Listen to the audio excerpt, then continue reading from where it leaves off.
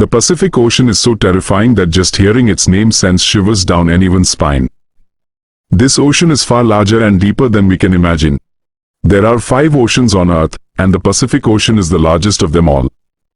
This ocean spans a total area of 165.2 million square kilometers. It's so vast that it could fit the entire moon inside, not just one moon, but 5 moons in a row. If all the mountains, deserts, jungles, islands, and land on Earth were placed inside the Pacific Ocean, it would still only cover 30% of its area. Now, if someone gets lost in this immense ocean, finding them would be nearly impossible. But today, you will learn the true story of a man who was lost in the world's most merciless sea, the Pacific Ocean, for 438 days, and returned after 14 months. On November 17, 2012, Jose Salvador Alvarenga, a fisherman from a small village named Mexico Costa Azul, set out to sea from the Marshall Islands with his friend Ezequiel Cordoba on a small boat to catch fish. The boat was only 7 meters long and had a motor and only one icebox to store the fish. They planned to fish 120 kilometers offshore, but after traveling 80 kilometers, they noticed the weather was deteriorating. Strong winds were blowing, and light rain was falling. Alvarenga ignored the warnings and continued forward. As they moved further, the rain and storm intensified. His friend Cordoba became scared and warned Alvarenga that greater danger lay ahead and that it was best to return to the coast immediately. But Alvarenga paid no heed. He thought the storm would subside soon. Suddenly, Alvarenga realized they had made a grave mistake. The sea storm had become so fierce that they couldn't even sit properly in the boat. They tried their best to control the boat, but it was too late. Their small boat was caught in the grip of huge waves, and about 100 gallons of seawater filled it. The boat was in terrible condition, swaying and threatening to capsize. In fear and anxiety, Alvarenga made a tough decision. He threw everything in the boat into the sea, including their food, and desperately tried to clear the accumulated water with a container. This powerful sea storm continued for almost 5 days. The waves damaged their boat's engine, along with all the electronic equipment, GPS, and radio. Although Alvarenga had sent a signal to his boss before the equipment failed, it was impossible to find their exact location without GPS. His boss launched a large search and rescue operation, but the weather conditions were still terrible.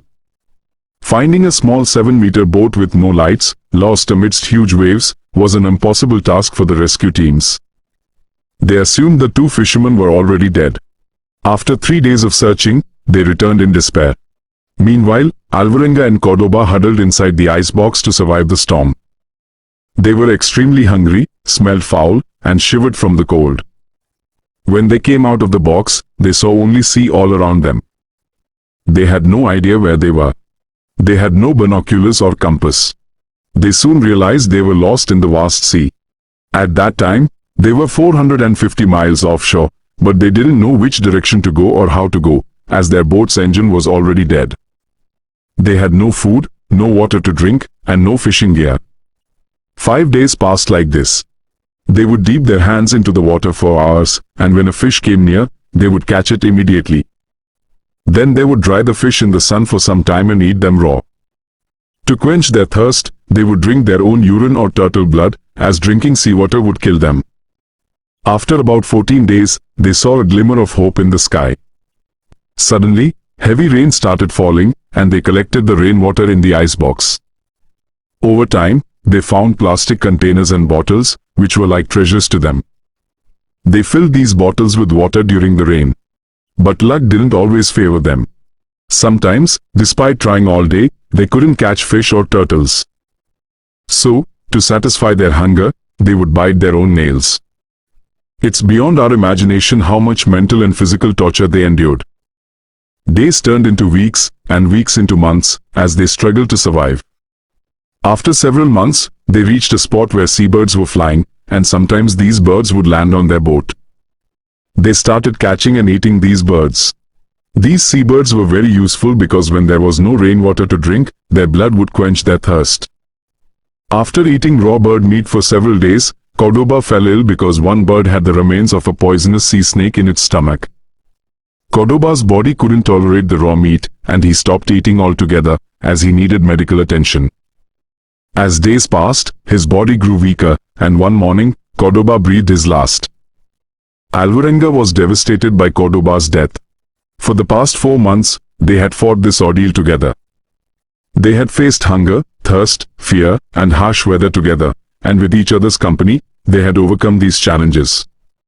But with Cordoba's death, Alvarenga not only lost his only companion but also became completely isolated from humanity.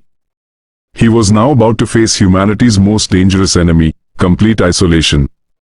Alvarenga's fear of being alone in the vast sea was so intense that he couldn't accept it at first. He talked to Cordoba's dead body every day, laughed with him, and hugged him while crying. But gradually, Cordoba's body started to decompose. After a week, Alvarenga realized he was going crazy.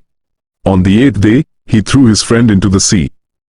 Now, Alvarenga was alone in the sea, fighting for survival, with no one to encourage him. Every moment was a struggle to stay alive. At night, he feared it might be his last. 6 months passed like this, and Alvarenga drifted into the middle of the Pacific Ocean. But he didn't know where his boat was or which direction it was heading. According to the map, Alvarenga was roughly at this point in the Pacific Ocean, which is considered the most isolated place, rarely passed by cargo ships. One day, he saw a cargo ship passing in the distance. After 6 months, he saw a ship for the first time, and his desire to live was rekindled. But the ship was very far away, so far that the huge ship looked like a tiny ant. And his own boat was so small that even if the ship's crew looked his way, they would see nothing but the blue sea. He had no flare gun, no signal. Yet, with his weak body, he shouted countless times, but his cries faded into the wind, and the ship slowly disappeared from his sight. Within 11 months, Alvarenga had drifted about 8,000 kilometers from the coast.